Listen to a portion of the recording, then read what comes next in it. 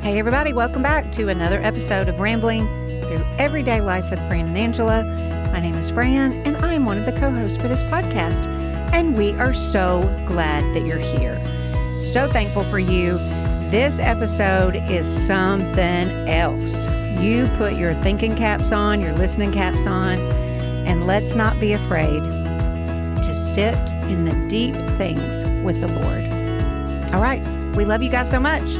Enjoy the show.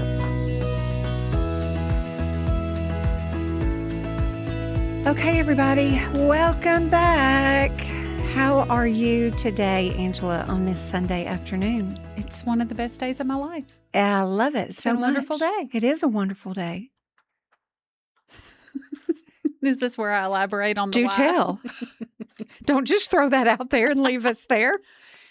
Well, in February, you and I were asked to speak at Precious Little Mercer Baptist Church. Mm-hmm.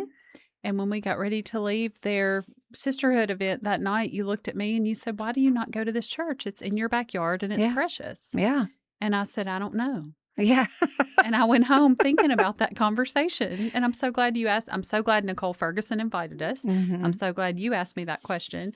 I went home and asked my husband and my son, "How would you feel about visiting a church in our backyard?" Yeah. Our farmer and his family go to church there. I love it. How do you argue with that? I know. And there's some of the very best people we know. Mm.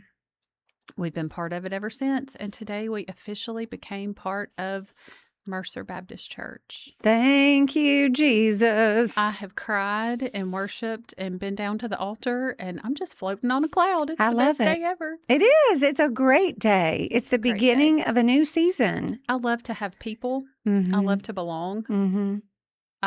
We just went last weekend. Carl and I helped lead a marriage retreat with Rad and Libba Ellington and Bryson Hope Meeks from Mercer, and got to know some of the couples there. And it was an Adrian Rogers study. Love it. Him and his wife. It's called One Lord, One Love. It's excellent if you're looking for just anything on marriage. But just the more we get to, when you know. Yeah. And I did the whole VBS thing. Yeah, I remember that. We didn't talk about that. We didn't have a summer podcast. But I will tell y'all, you also know where you're gifted and where you're not. Oh, yeah. Clearly. Remember the kids' book, Are You My Mother? Where they was like, "Do I belong to you?" No, try again. They put me in the craft room. I quickly said, I know y'all don't know me yet, but you don't want me in the craft room. No. So Lydia is very crafty, and Lydia was excited to be in the craft room. So I was like, "Lydia, come serve in crafts." So that took care of that. But then they put me in the kitchen. Oh, okay. And I took one look at them and I said, "Did my husband pay an extra donation to get me in the kitchen with these Baptist women that know how to fry chicken? Is that what's happening here?" But anyway, that's how I got to know Libba.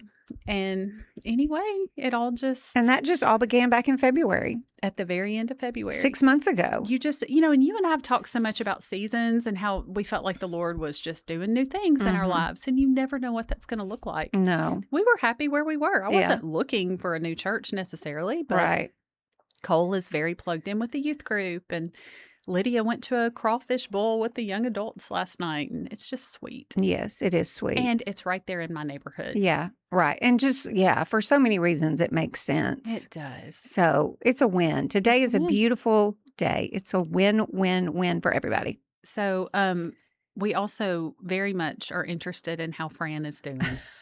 We have prayed for you. Let me start by saying, if you're watching on YouTube, you can see how well she's doing. Fran, you look amazing. You are so strong. And the Lord is so good. He has been so kind to answer prayers. Yeah. I would have told you look beautiful even if you didn't. But I don't have to lie to you. You really look good. How are you feeling? What do we need to know? First things first. Yes. Thank you to everybody that has texted and, just like, "Oh my gosh, I didn't know," or "I just watched or listened to the episode and I've been praying for you." That it just means so much, because this is not the kind of thing that I have taken a real step back from social media. So I'm not posting things. I don't share things. Different side note, or a side note, is I was talking to somebody yesterday and I was like, something happens when you get older. And I understand why I'm about to get on my social media soapbox, but I understand why people pull away from it. I'm becoming more private the older I get, even though I will be completely transparent with anybody about anything. But when it comes to social media, this whole skin cancer, cutting my face open has just done a number on me. And it's been a very humbling experience. And I said to someone yesterday, and this was a very bold, strong statement, what I'm about to say, but I really wish like maybe some other time we could dissect it a little bit. But I'm like, tell me how you changed somebody's life through social media. Tell me what you looked at or read this morning. Like you cannot remember. Right. It is not meant.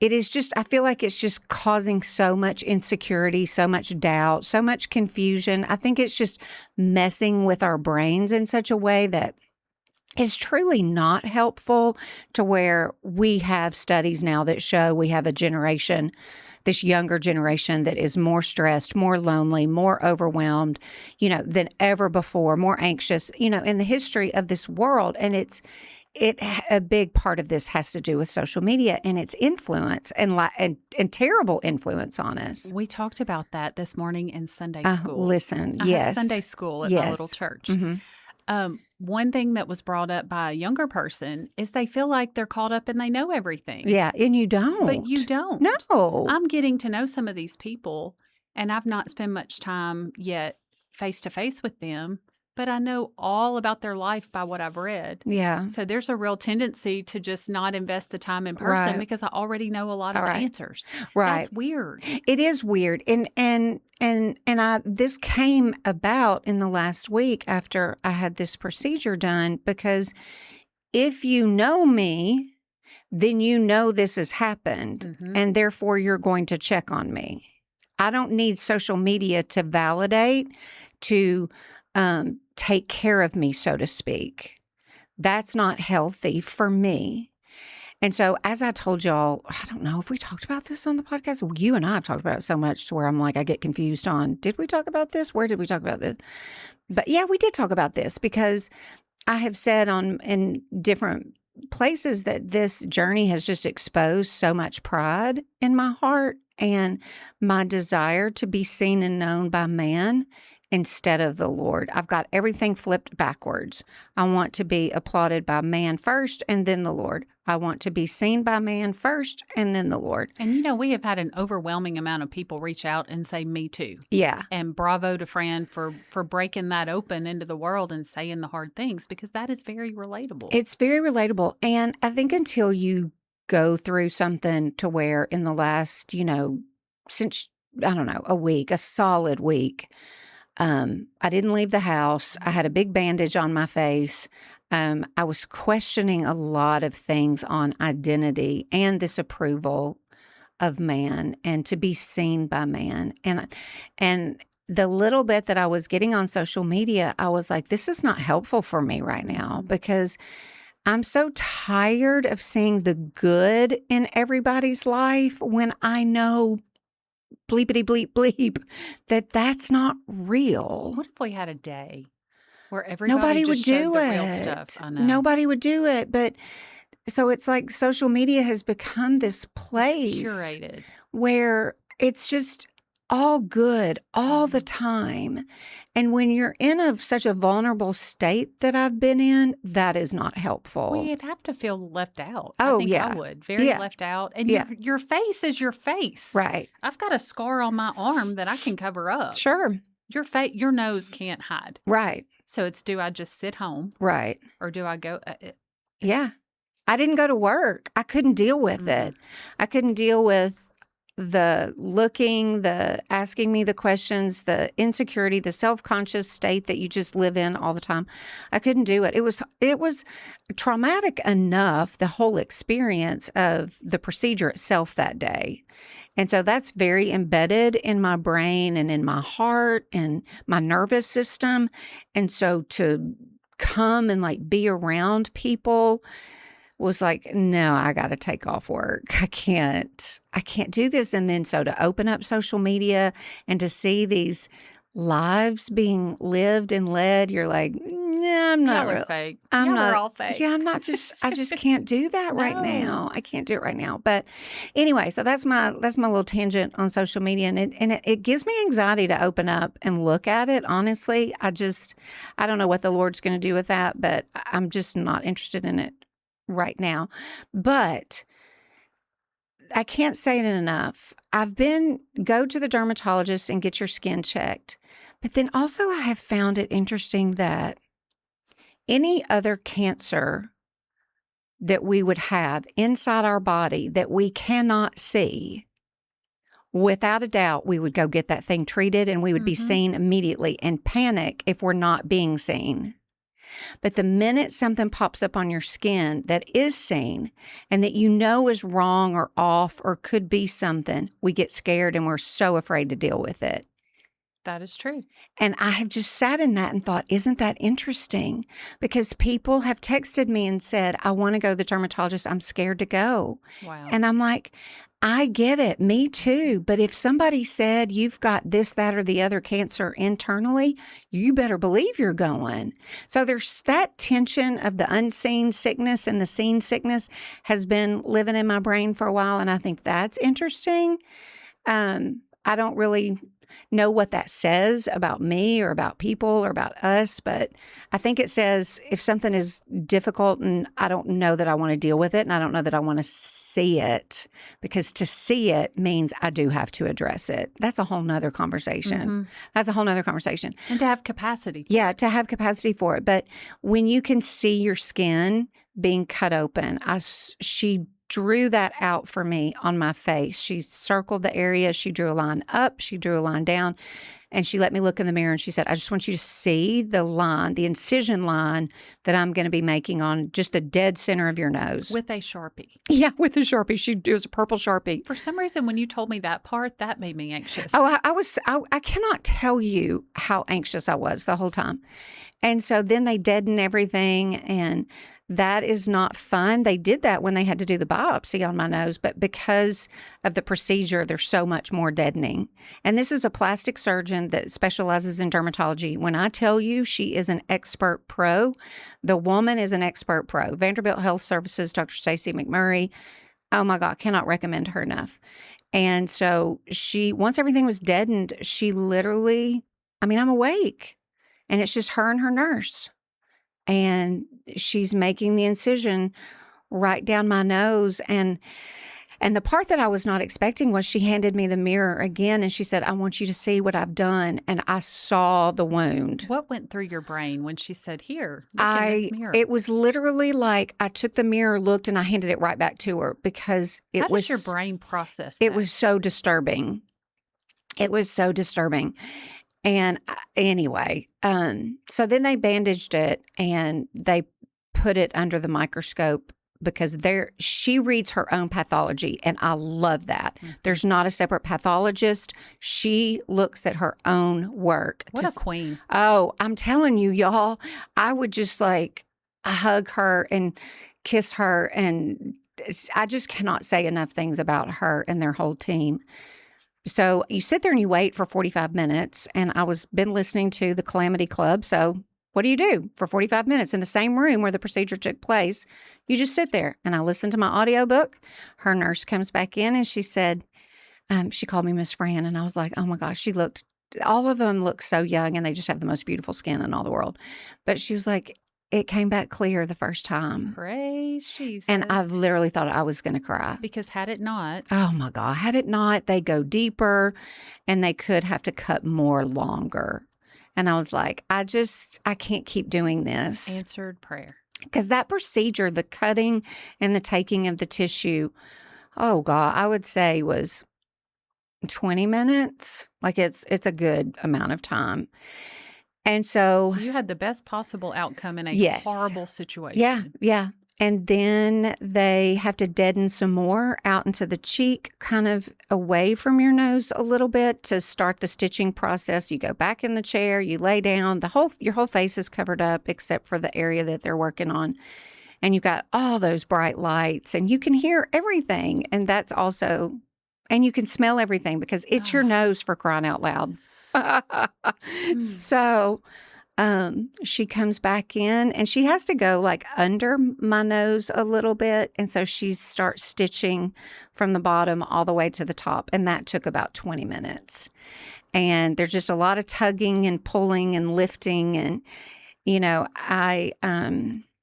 I kept saying over and over and over again, Psalm 139, I think it's verse 5. It's in the NLT. Not all the translations say it this way, but I just kept repeating over and over, your hand of blessing is on my head. Your hand of blessing is on my head. And I was hearing the clock tick. And with every tick, I would say the next part of that sentence, your hand of blessing is on my head. Your hand of blessing is on my head. Because that's what got me through it. There was a couple of times when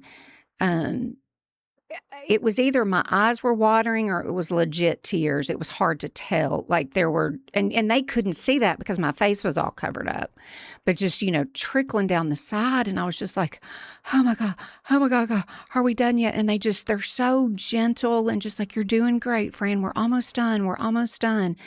And then they bandage it all up and you've got this beak on your nose, look like Big Bird, just big white bandage. And that's what you do for I did that for 8 days and took it off only to clean it, which was absolutely horrific, caused me all manner of anxiety, and put Vaseline on it and cover it back up. And then so you're isolated in your home. I chose to be because I just didn't have the capacity. Y'all remember I had a hysterectomy and then I also had a little bit of an emergency situation back in July because of that. And so it's just like I didn't have the capacity for it. And you don't have a shut-in personality. No. Some people like to be at home. Yeah, but we don't like to be home. Right. But I enjoyed it. I felt very safe at home. Good. I felt very protected. I've gone through these weird things I just said to you coming in, like, I'm afraid of the sun. She told me even now, once the stitches are out, she's like, you've got to stay out of the sun for the next week. Do not let that skin see the sun. So even when I'm in the sun for like a minute, I'm like, oh my God. Hide. And so it just does this weird thing in your brain. And that's been interesting, but the stitches are out. It looks wonderful. It's just it's still red and kind of beat up, and it's got a little bit of like red bruising. But the incision itself, if you wanted to like look at it up close, you're like, I can't even hardly see anything. How hard was it to miss Welcome Week and all the things that you loved so much? Yeah, that was hard. But at the same time, I couldn't do it. I did not want to do it. I couldn't. So anyway, here we are, everybody. There's your skin cancer update. I can't wait to see or hear from you what the Lord is revealing through all this, because I keep telling you, like, your branches are going to be heavy with all this fruit he's growing because he is doing something in you. Before he can grow anything, he's got to tend to your roots and to what you believe. And that's what we're dealing with. That's the sin. That's the pride. Those are the beliefs that I have to break. That I have to start looking at and examining. And that is where we're at. And so the fruit is never going to come if there's not good, rich soil and a healthy root system. And I'm very well aware of that. We can ask for it and pray for it and believe him for it, but it's going to take a minute. And I'm okay with that, but it's painful. And there has been nothing, well, that's a little bit of a dramatic statement, but there just hasn't been much joy in that process. And so, yeah, that's a whole nother conversation. But yeah, he's in the middle of writing some story. How can we pray for you this coming week? What do you need from the listeners who are so faithful to pray for you? I think just not getting weary of him searching and examining and knowing me, and me willing to cooperate with him when something is exposed, to not just quickly dismissing it and being like, I know. That's just another level of pride, or that's another degree of self-sufficiency, or some form of identity that is all messed up. I don't want to grow. You don't go through this kind of experience with the Lord to grow weary and quit on him, because he's going to do his part. It's just like I told everybody about this scar on my nose. This amazing plastic surgeon did her part. Now it's my turn to do my part so that we can both be proud of the work. She's done the great, good, hard work. I want to go back to her in early November and be like, look, aren't you proud? Aren't you proud, Dr. McMurray? I did my part too. Well, it's like we said last time, there's blessing on the other side of our obedience. Yes. It's just getting to the good stuff. Yeah. And so I don't want to quit on the Lord. I want to stay in there with him, knowing that this, trials produce endurance and perseverance and character. And that doesn't have a timetable. And I just don't want to get tired and move on too quickly to the next thing. As a checklist person, I just want to check it off and move on to the next thing. Yeah. Well, I love so much that we were already in Psalm 139. And then as your ding-dong friend, Fran was literally texting me. He's the lifter of, or insert, what is it? My version is place your hand on me. But what was it about your head? In the NLT, it is your hand of blessing. May your hand of blessing be on my head. So Fran is texting me that literally like before. While I was sitting there with the 45 minutes. While she's sitting there, she's texting me those words. And I'm like, yes, Fran. He goes before you and behind you and hems you in. And she's like, no, Angela, head.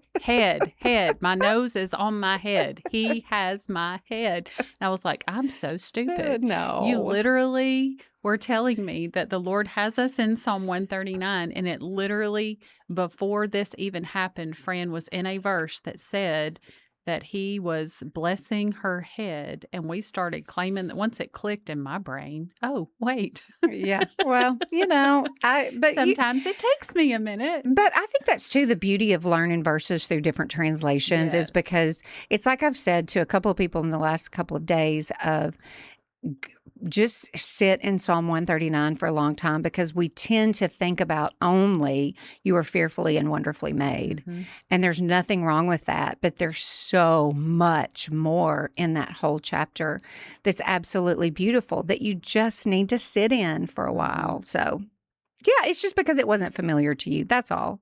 No, I just literally looked at the word head and didn't think about your nose being on your head. Well, or that. What else in Psalm 139 stands out? I don't know. I don't have my Bible, and Fran doesn't have her glasses. I can't put my glasses on my head, on my nose, because it's just still a little too sore. So I don't know. I think the part of where he examines and searches us, I think that's where I'm currently sitting in, because that's what I just said a few minutes ago. Of he already knows. He already knows. Why examine? Why search? We're not teaching him something he doesn't already know. No, he already knows. And so wonder, that's so interesting to me of, search me and examine me, but you already see and you already know. Why is that? So I don't know. Read Psalm 139. The only thing that I wrote down in my journal from the other day, and I have to hold it way back so that I can read it. This was just a few days after. And I'd also read wherever it is in 1st or 2nd Samuel about how the Lord, he looks at our heart. See, this is one of those backwards verses for me. The Lord looks at our heart. I know that. Man looks at outward appearance. The Lord looks at our heart. And I'm like, yeah, I know that. But actually, what I really do love is I want man to approve and like what they see on the outside, whether that's physical, whether that's in work, whether that's in ministry, whatever it is I'm doing, I want man to see something. And how do we untangle where that's okay and where it's not okay? Right. Well, yeah, exactly. Because to some degree, right, yeah, I'm not excusing it, but to some degree, healthy community encourages us by calling out the good they see to fan the flames and keep us going. Yeah, and that can go to our head really quickly. Absolutely, it can. And it can be too. For me, I have found that it's just been too validating. I'm not in enough dialogue with the Lord of. Lord, I feel like I'm becoming too dependent on the approval of man, or I'm sorry for what I said, or I'm sorry for what I did. I just feel like I'm just not letting this truth really sit in me and on me in the way that it should. So I had been reading that verse in 1st or 2nd Samuel. I'm sorry, I can't remember where it is. And if I wrote it down, I can't really read it right now. But this is what I wrote in my journal. This was 3 days after. When the world looks at our outer appearance, you sure do feel that. You sure do feel that when your nose is all covered up because it's had skin cancer taken out of it. Just look at the bandage on my face. Yes, I know the Lord looks at our heart. I know He looks at mine, but it sure is more manageable and easier to consider that. It's more comfortable to even think about Him looking at my heart when I like or approve what man sees. So I'm essentially saying I want the best of both worlds. Mm-hmm. I want the best of both. And I've just been a little out of whack for quite a while. And He's exposing that. And why does this matter? Yeah. Well, because if I'm going to live a life that is, if my job is to glorify the Lord in everything that I do, I'm not honoring Him if I'm honoring self, considering self, looking at self, if I'm being very self-centered, but yet there's just enough Jesus there to make you think that I've got it all figured out. It's like going off on a side road and thinking, oh, I've got this under control, but you hit a dead end pretty quickly. And if you just reroute and get back on the main highway with Him, you go all the places. Yeah. If that makes sense. Yeah. So I think about my GPS rerouting. Yeah. Rerouting. Yeah. If missed your turn. If that were the case in our spiritual lives, I think that darn thing would go off every 10 seconds. Oh, absolutely. Rerouting. Absolutely it would. Another part of Psalm 139 that just jumped out at me a second ago is in verse 3. And in my translation, it says, you observe my travels and my rest. Yeah. He knows where we're going. He knows when we're moving. He knows when we're lying down. And I love that. Yes. He knows everything. He's also telling me I should travel. Or that. And rest. Or that. Yeah. Yeah, it's just so good. It's so good. And the verses we just talked about in Psalm 139 were 23 and 24. And my translation says, search me, God, know my heart, test me, and know my concerns. Oh. See if there is any offensive way in me. Oh, and really? lead me in the everlasting way. He knows us better than we know ourselves. And it really comes down to, I was in John 15 earlier this week and just reminded myself just to abide, just to sit right there with Him. And that sounds lovely. It sounds so lovely. But it's so hard. It's so hard, and it requires so much frequency. Yeah. Over and over and over. It really is a matter of going reroute, Right. get your brain back on Him. Right. Every time I start to wander, I get myself in trouble. I know. I wish there was some kind of, I don't know that there's enough conviction. I don't know that there's enough sustainable conviction in my life to where I would even be aware it's time to reroute, Fran. I think I'm so conditioned to move on so quickly that my own sin just is very comfortable, and I'm not convicted quick enough or long enough. Probably not. I don't know if I would love to know during the course of the day, Fran, here's how many times I tried to get your attention and you were so wrapped up in self, you missed it. Would I even hear the rerouting? Would I even acknowledge it and see it? I don't know. We get these blind spots. Yeah. But also you're aware of it because you're having this conversation. I think there's just so much more there. Yeah. Well, we're not going to move on quickly. No. And it's certainly not just you. I mean, we were overwhelmed with people saying, hey, thank you for putting this out there because I relate. And for me lately, it's been control. Yeah. We talked about that in Sunday school, and I was not encouraged whatsoever to know all the people older than me in the room said, oh, yeah, everything Fran tells you is right. Once they're 18, it's a whole lot harder to be a parent because you have no control to begin with. Right. And now you sure can't tell them what to do. You have to trust the Lord with them. I know. That's hard to do. Control is just so comforting. It's the biggest illusion there is, and I'm very comfortable within that. I will believe that lie all day long. Oh, I know. I can fix it. Just let me fix it. And to try to untangle, I mean, all of us get this, like to try to untangle. It just comes down to, I don't trust you, Lord. Right. I just don't. And He knows that. And we're just like, that's where for me it stops. Like I'm not willing. The next time I feel that that come about where I'm trying to control or fix the situation or get mad about the situation because it's not being fixed in the way that I think it should be, then I stop. I don't know. I'm not. It's very hard for me to yield and just go, okay, throw my hands up in the air. No, that it's going to all fall apart. The house is going to catch on fire and everything's going to burn to the ground. And also knowing, okay, I need to step back and let God grow fruit in this person versus this is my role in whatever he's doing. And I can very quickly be like, oh, well, this must be God's will for me to jump in and do. Right. And he didn't tell me to do that. I told me to do that. And I'm very comfortable with that.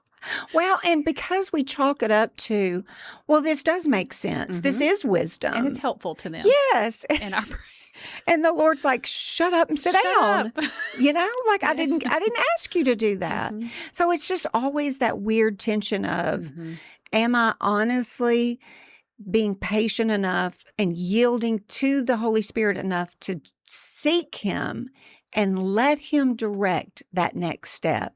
So if we're going to just really sit in this, all of us listening who care to do it, what is our homework for this week? What do we do next? I don't know. We just sit still long enough. I think one thing, you put your bleepity bleep phone down. I really do. I really do.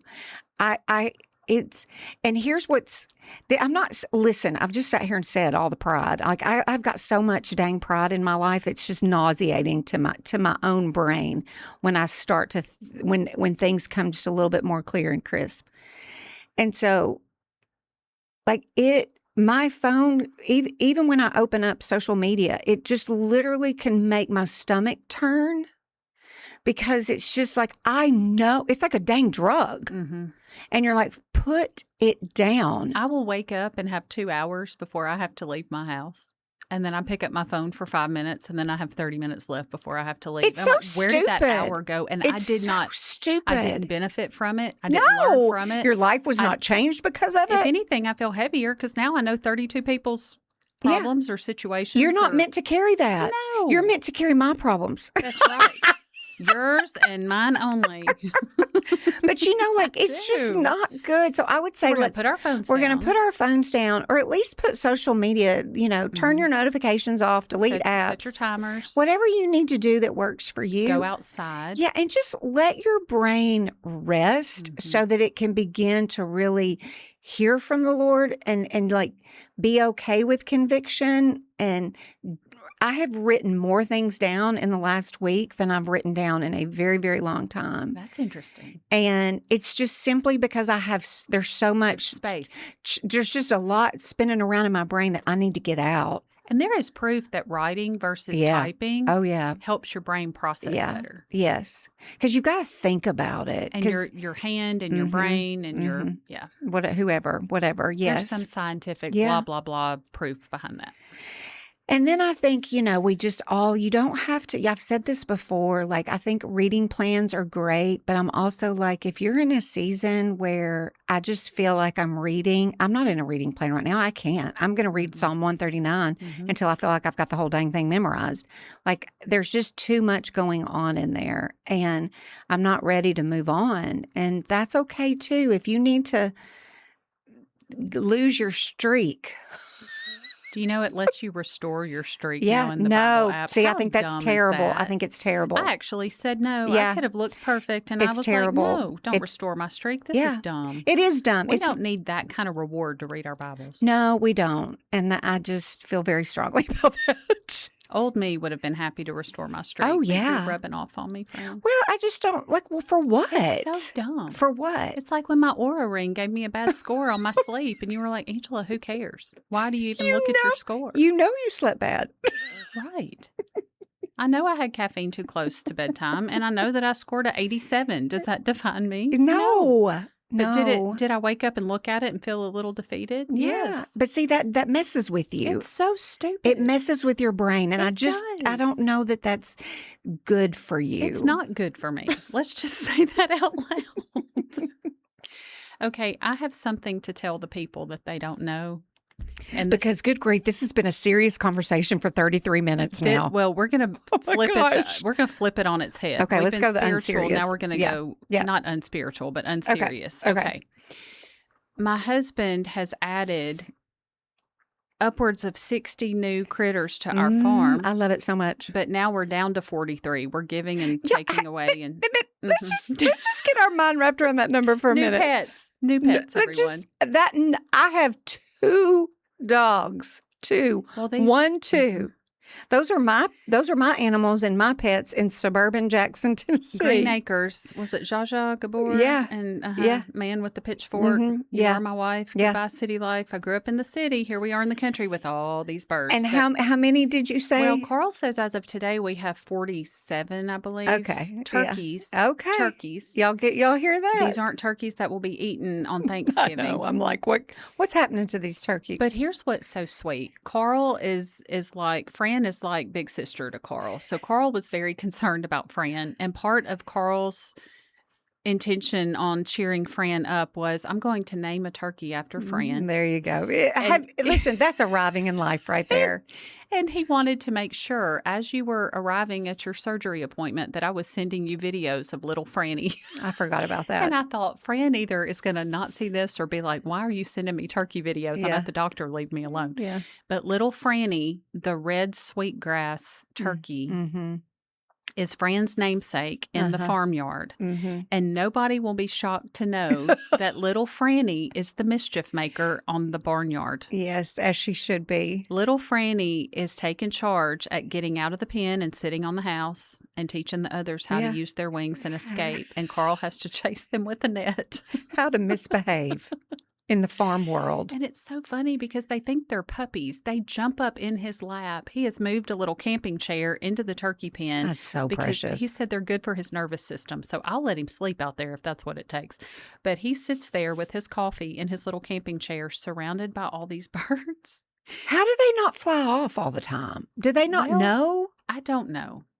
I would think they'd be like, well, just take one time. And they're like, oh, yeehaw, let's go. They learn to roost where they're safe and come back at bedtime. But we did have 2 that didn't end well because they decided to build a nest in the woods where the bad things are. Well, so see? Mm-hmm. they've got to be smart. And they'll but just stay there for they just stay there. He has 3 forever? 3 turkey coops and he lets them free range and he holds them and tells them they're pretty and they run around. What's funny is one of them will pick a blade of grass. They're all surrounded by grass, but one will pick a blade of grass and all the others will chase after it for that one blade of grass. There's so many spiritual stories in this. Right? It's like the Lord's like, I got you a whole pasture over here, Missy. There's an abundance, August abundance. Here's your abundance of blessings. Stop chasing after what I've given her. I know. Mm-hmm. That's so interesting. Isn't it? What else do So- they eat? He hand worms? feeds some grubs. And do we go buy these things I from don't know. the Tractor Probably. Supply I would place? imagine.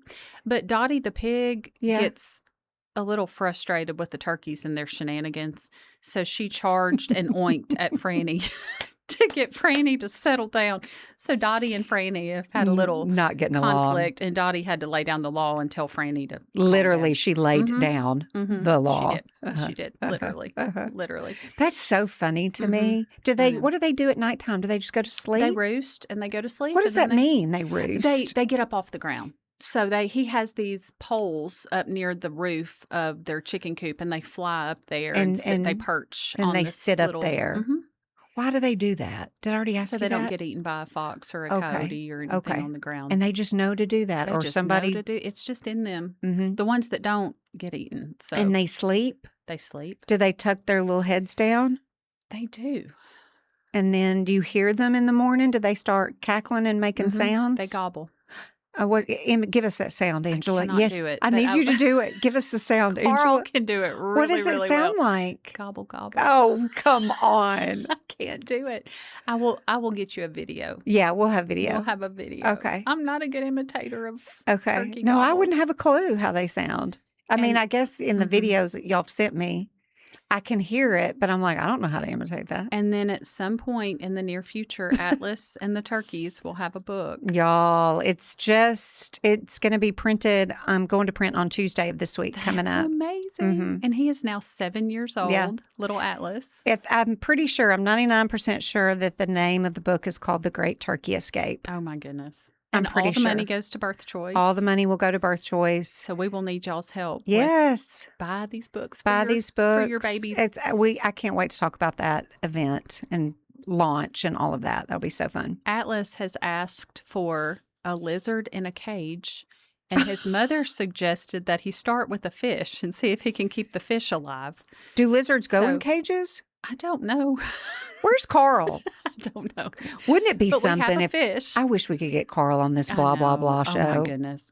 But Atlas, I do have some Atlas quotes. Okay, yes, tell us. Would you like to hear some Uh-huh. things that Atlas has said Yes, lately? because this is amazing. His mother sent this to me one day. I was having a hard day at work, and she said, "Well, here's a list I've kept of Yeah. Atlas quotes." We all 7 need a years old. 7-year-old in our life. I was starving today, Mom. Not like other people in the world, but still starving. Valid. Me too. Then later he said, "My favorite president is Pop." Oh, that's just so sweet. He thinks Carl is president. And then she asked why, and he said, "Pop whips people up." I don't know. I don't know that I have seen that, and I sure don't think he has seen that. But in Atlas's little 7-year-old I brain, know. President Pop can take care of business if Listen, necessary. as he should. Okay. And then she said, "Well, what about Honey?" And which is me. He said, "My favorite thing about Honey is she buys me presents." Yes. So there you go. There you go. And then they had an assignment at school that if I was boss for the day. And she said, "Well, Atlas, what would you do if you were boss for the day?" And he said, "I would sit all day and do nothing and then have you feed me snacks all day." And I thought, well, there you have it. That's some leadership. That kid knows what he wants. That's amazing. So how cute is that? I know. We love Atlas. That's I so know. sweet. I know.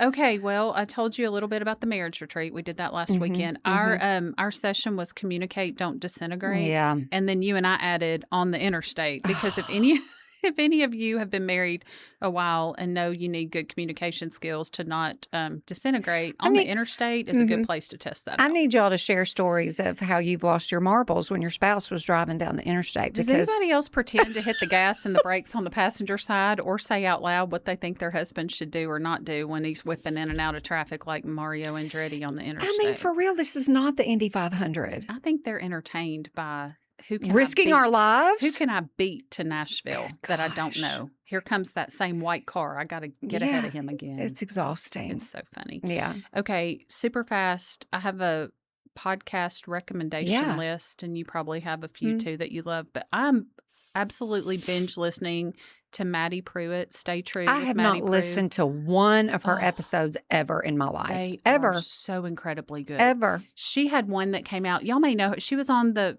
Pilot Pete's Bachelor season Oh, yeah. years ago. Remember and, that? And she took the high road and was very classy, and she loves Jesus. Her daddy's a basketball coach at Auburn. She's just incredible. She's friends with Sadie Robertson, very similar to her. But there was one that came out about gray areas in Christianity. And the way she's addressing, is it okay to drink alcohol? Is it okay to watch things like Love Island? Is it okay to, what are people doing and not doing?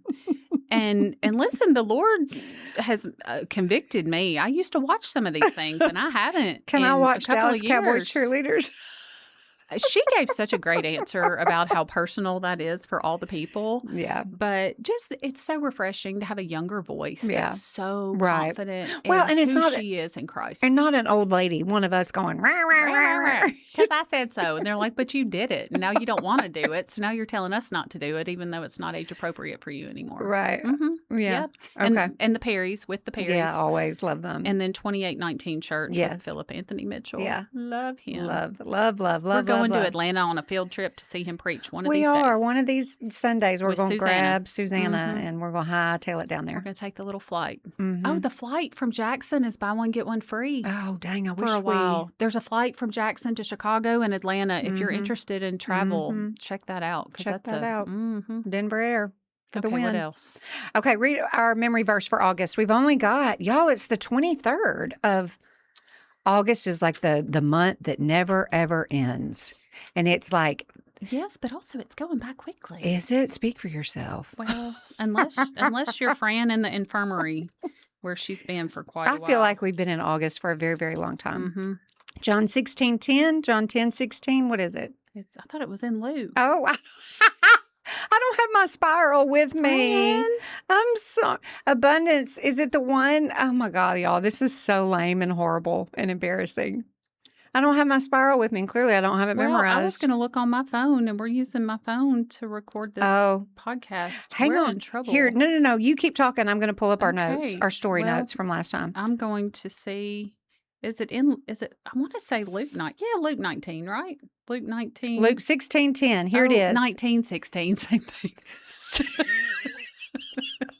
Turn that 9 upside down. Oh, I can't laugh. It hurts my nose. Don't laugh. Okay. That's a lot of pressure when your best friend's is funny. Okay. Stop laughing. I'm sorry. Think sad thoughts, friend. Think sad thoughts. Okay, Luke 16:10. Whoever can be trusted with very little, we cannot be trusted with anything. With anything. Whoever can be trusted with very little can also be trusted with much. And whoever is dishonest with very little will also be dishonest with much. Luke 16. 16, not 19. 10. Turn that 9 upside down. You got a 6. Luke 16:10. Next week, we have Jesus and Jammies, and I can't wait to experience that and talk about it on here. What a sweet women's event over pancakes in our pajamas. No, that's this coming Saturday, and that's going to be so fun. Yes. Jesus and Jammies. That's a cute title if you're looking for a title for a Saturday morning women's retreat. We'll have lots to say about that on the next episode. Yep. Y'all are so amazing. And our takeaway, get in the Word, put down your phone.